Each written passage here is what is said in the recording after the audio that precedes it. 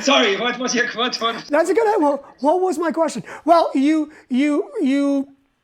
were obviously excited about the artistry of it, the application of, okay, if I learn this, it's going to bring me to this, and this is what I want to do.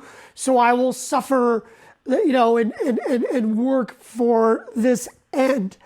However, there were also things that you did have to do. You had to learn to read. You had to learn to play scales. There was curriculum that you had to do.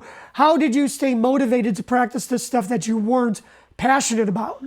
Purely because the teachers I was lucky with the teachers. I mean, that's it. And the few, they know it because I have been telling them, and to this day, we can name them all. We know them anyway.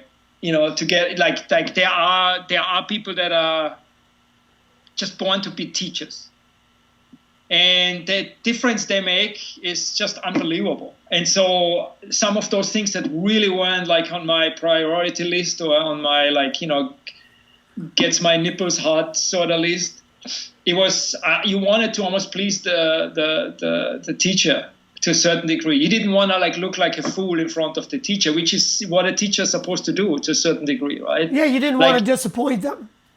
Yeah, they're such role models. And also, again, the way they showed, also they opened the doors to those things in a way where I went the way you're telling me or showing it to me, maybe I should look a little bit deeper into it. And then once I got deeper into it, I could later then decide, is that something because there's certain things that come natural to you and there's some things that do not come natural to you.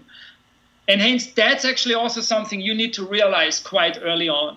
And if you have a good teacher, he would be able to, see, a teacher is supposed to adapt to you, right? A good teacher. Because you cannot, that's his job, because you cannot adapt your personality, your skill set, or whatever you're going towards. You can't, right? You can't become a master of whatever. You can't become Yo-Yo Ma when you're just you're born to do this on a drum kit, right? You're just not born to see. It's a personality thing. So I feel Rod from AC/DC, he just doesn't want to pick up a cello, right? But he's still playing the best backbeat on this freaking planet. So you're born for something. But somebody has to, if you don't find it yourself, which goes back to my very early thing I said, finding what your thing is and being honest about it and kind of get a goal set there, right? And then finding that thing where you feel like, wow, I'm actually sort of good at that, and it comes easy to me. Not, see, when I say easy, this is not meaning like an excuse to go the easy route.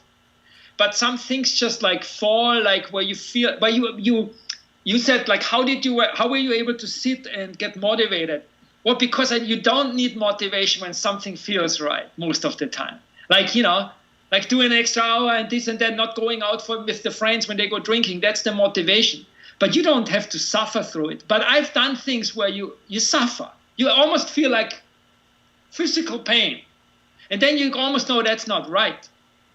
It can't be. I mean, if that's the case, then there's 1,000 other things in life you could be practicing to make a better living than playing an instrument, right? And so when I started playing rhythm stuff for that style of music, which I had never, I even heard that stuff when I grow up, right? I mean, imagine, right? It's obviously a white Austrian guy.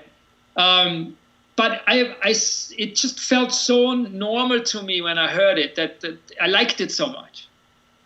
That then sitting at home and playing the same thing 1,000 times did not feel like torture. And I think there's a difference there. There's a fine line there.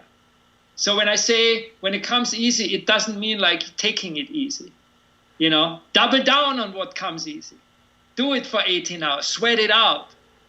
But don't try to run after something, because there's 1,000 things out there. You can't do 1,000 things.